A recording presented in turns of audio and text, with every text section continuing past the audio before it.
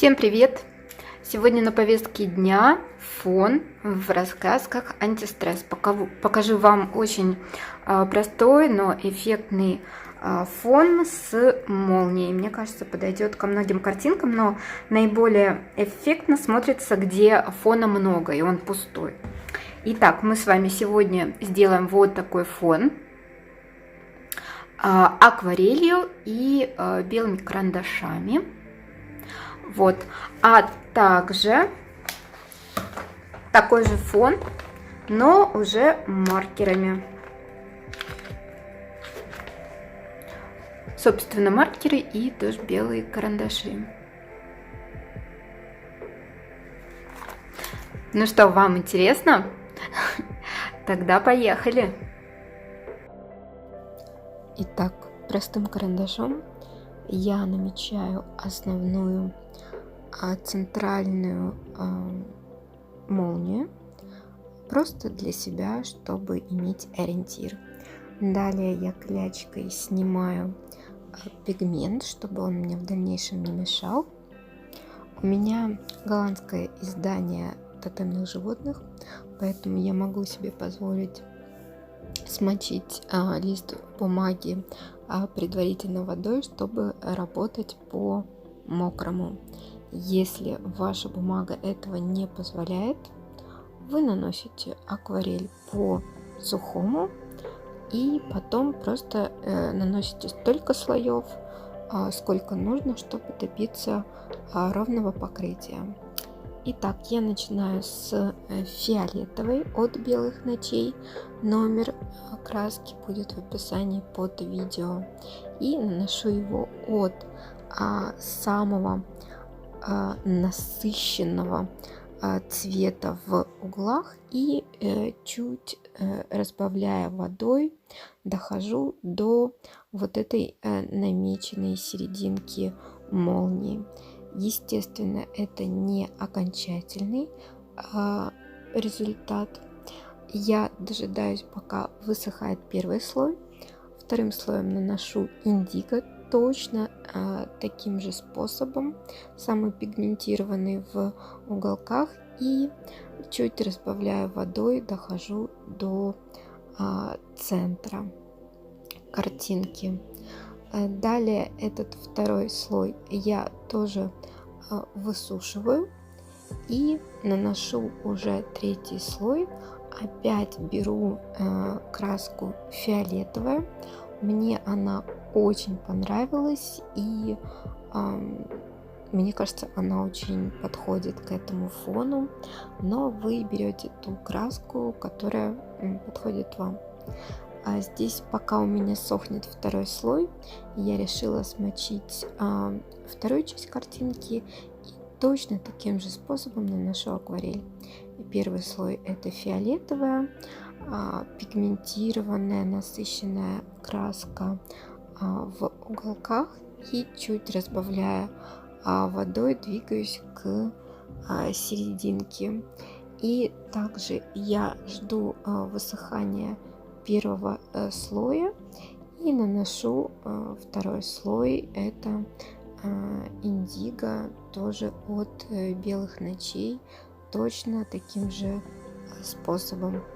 Вы видите, что хоть я и работала по мокрому, но выглядит это все не очень ровно, это покрытие, поэтому я решаю нанести и третий слой. Именно поэтому, если и на третьем слое вас не будет устраивать результат, наносите четвертый, пятый и, в общем, сколько позволит бумага, и пока вас результат не устроит. А я тем временем как раз наношу третий слой на высохший, естественно, второй фиолетовый, и в принципе как раз таки третий слой меня уже в общем-то устраивает. И здесь я решаю чуть-чуть углубить цвет даже поближе к серединке, чтобы все-таки ответвления от молнии очень хорошо выделялись на фоне, нужно, чтобы все-таки этот фон был очень темным, очень контрастным. Поэтому мне кажется, что в этом случае, конкретно в этом фоне, затемнить будет даже лучше, чем не дотемнить. Вот, поэтому здесь постарайтесь максимально уйти в темный цвет. Я думаю, что результат вас не разочарует. То же самое повторяй и с верхней частью. Мне кажется, очень удобно работать, когда есть две части разделенные, кто работает быстро, тот работает одновременно на двух частях. Я вот работаю не очень быстро, поэтому мне было, в принципе, удобно работать отдельно. Ну вот и высохли все мои слои акварели.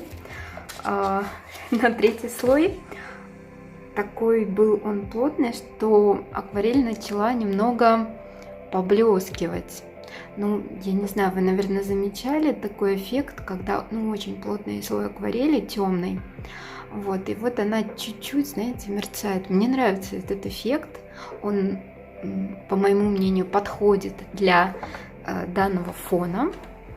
Но, возможно, вам это не понравится. Вот знаете, как раньше была бумага, не калька, а вот синяя такая, для того, чтобы переводить по ней. Вот примерно такой же эффект. Я хотела прогладить, но, если честно, в последнее время опасаюсь это делать, потому что уже много раскрашенных работ со всякими там гелевыми ручками, блестящими материалами разными, которые, я не знаю, как утюг на это, как они отреагируют на утюг, поэтому я, честно говоря, опасаюсь. Вы делаете так, как удобно вам, проглаживаете или оставляете так. Убираем пленочку. Дальше я беру белый карандаш. Значит, у меня это, скорее всего, будет белый от Призм, но вы можете брать тот, который подходит лично вам. Недавно я оценила белый от Полихромоса, вот он уже довольно такой короткий, и в принципе он действительно хороший. Но для нашей картинки нужно что-то очень яркое.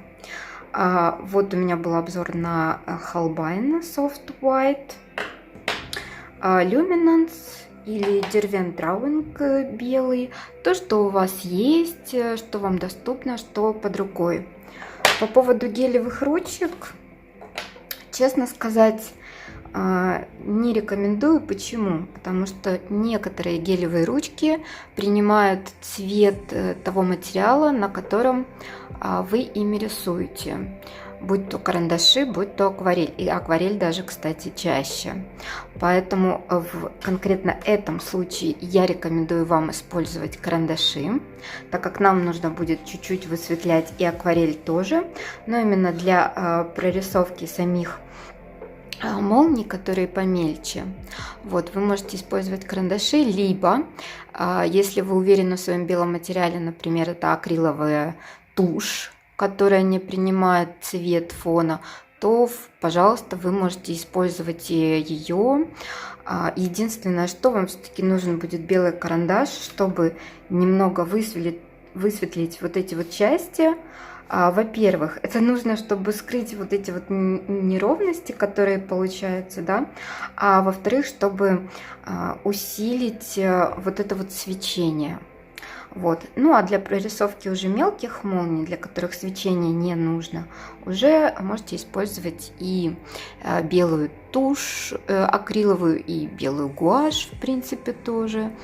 Так что это все будет на ваше усмотрение.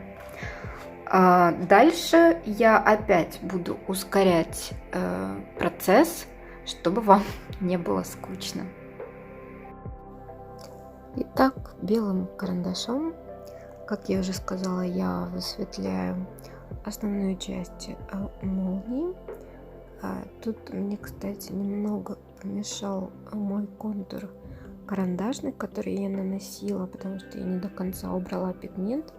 Поэтому вы постарайтесь на этапе, когда убираете пигмент, максимально его все-таки убрать. Вот, потому что здесь не так важна, собственно, вот эта вот линия, как то, что нам не нужно, чтобы она была видна.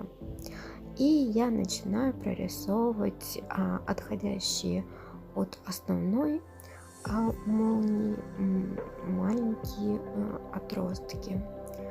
В принципе, я руководствовалась референсами, но, естественно, я не пыталась повторить именно сам рисунок молнии, я просто пыталась скопировать те формы, которые есть. Если вам сложно это сделать, то вы просто берите референс любой, который вам нравится, и копируйте прямо все эти линии. Если вам сложно уловить, да, это движение, я не копировала, потому что это уже был не первый фон, который я делала. Я уже потренировалась до этого, чтобы записать этот мастер-класс, поэтому я уже более или менее ориентировалась. Если вам это сложно, берите и просто копируйте именно рисунок этих молний. В принципе, это очень интересно анализировать форму, тем более вот природную форму, очень классно. Тут вы видите, что я прорисовываю белым. Это мой как раз таки белый от Holbein. Вы можете взять там белый от Drawing, но чуть более он, как видите, плотный, чем призмы. Но здесь я скажу, что нужно тестировать материалы, потому что разные материалы на разной бумаге ведут себя по-разному, в том числе и на разные подложки. Здесь акварель, и один карандаш может показать себя хорошо, а другой плохо. Так что вам стоит все-таки поэкспериментировать и проверить, какие карандаши ваши все-таки работают лучше. Может быть, это окажется неожиданно там белое от Faber-Castell Polychromos, например. Так что здесь вам нужно протестировать, понять и применять уже в картинке то, что подойдет именно вам. Основную массу маленьких молний я добавляю, как вы видите, ближе как раз таки к основанию, да, к основной части этой молнии.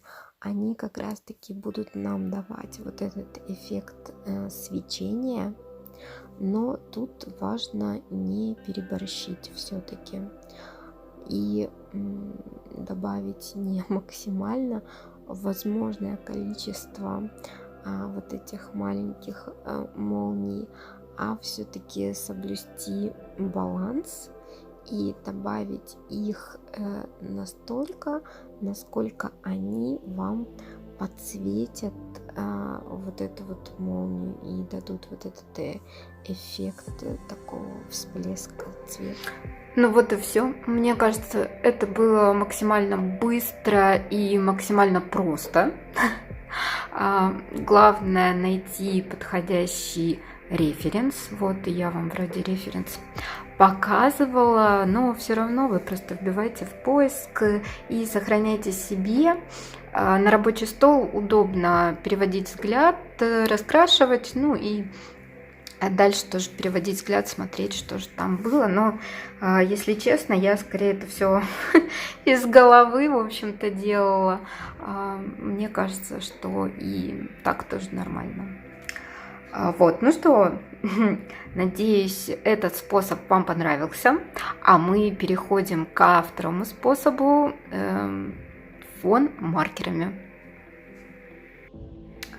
Так, ну что, если вам еще не надоело, то вторая часть с маркерами. Тот же самый принцип. Единственное, что Я уже карандашиком наметила и чуть-чуть подстерла основной ствол молнии, но он будет вот в эту сторону, в другую, ну просто для разнообразия. Значит, что у меня тут? В первую очередь напоминаю, что раскраска у вас должна быть односторонняя, потому что маркеры спиртовые и протекут на любой неспециальной бумаге. У меня это журнал Coloring Heaven, он односторонний.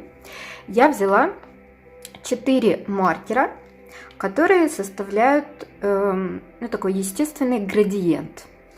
Это маркеры от Sketch Marker серии Brush.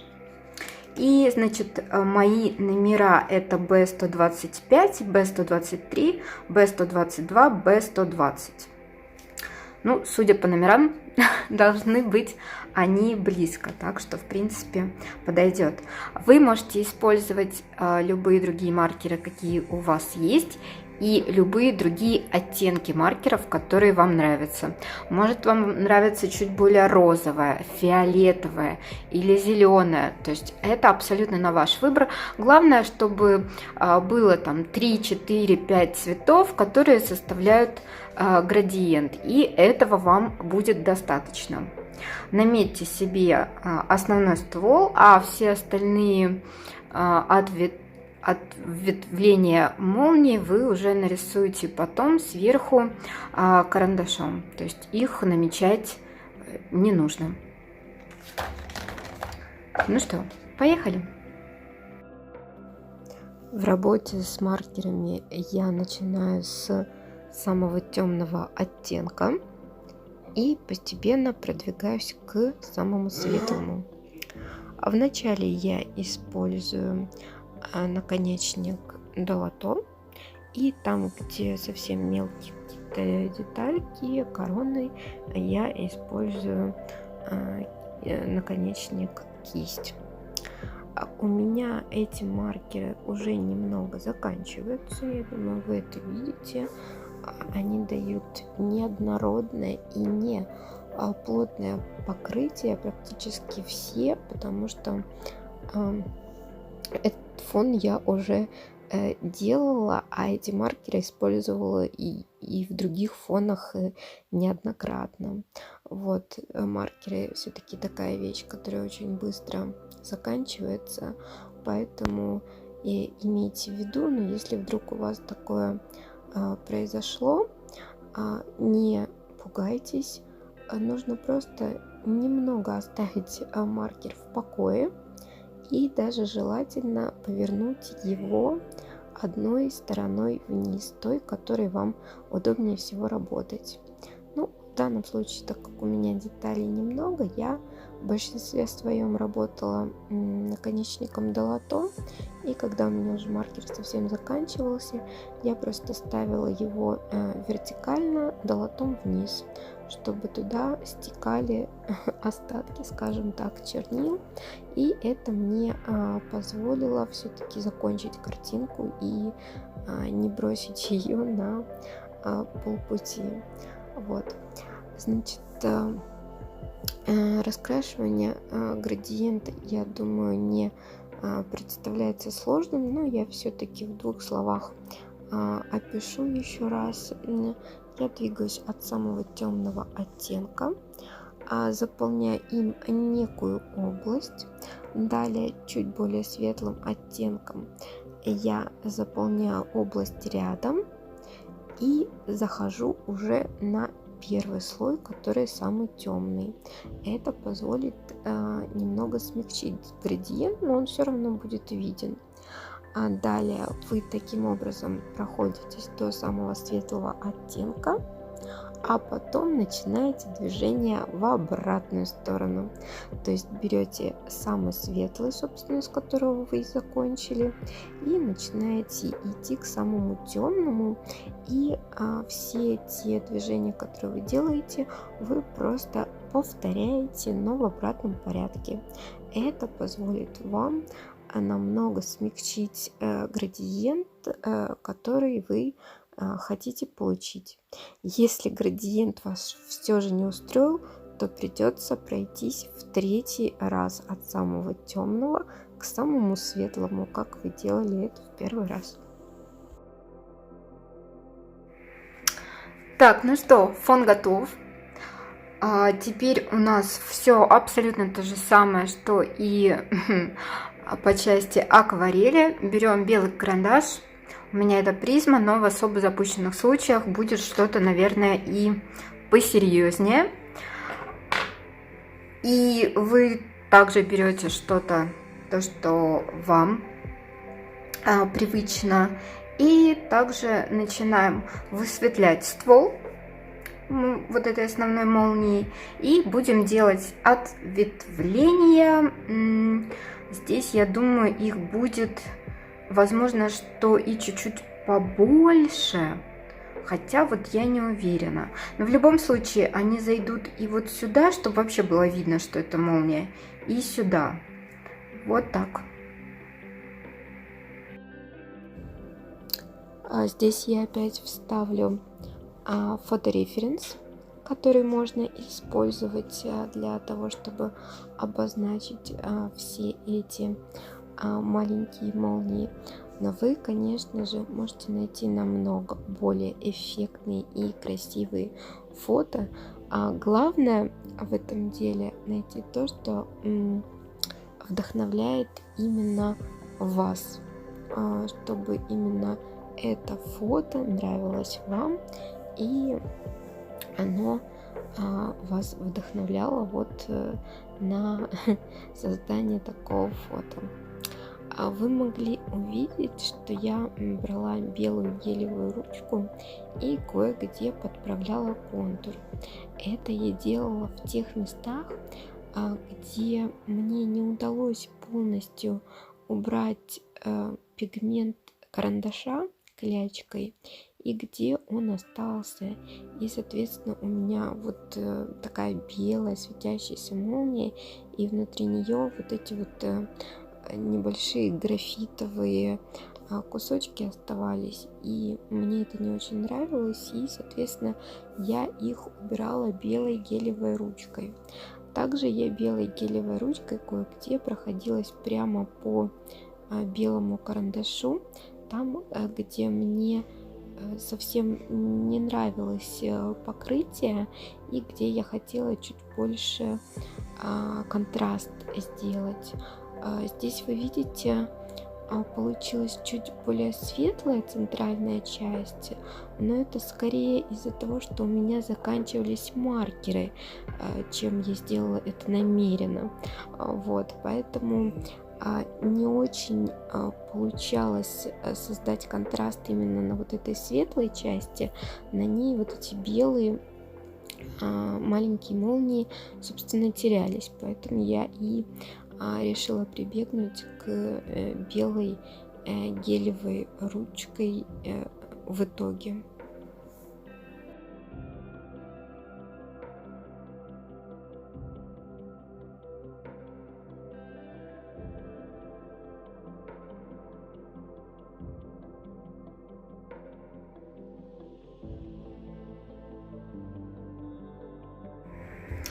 Вот и готово. Я надеюсь, что это видео вам понравилось, и вы захотите попробовать такой же фон в ваших раскрасках. На этом все. Спасибо за внимание. До новых видео. Пока-пока.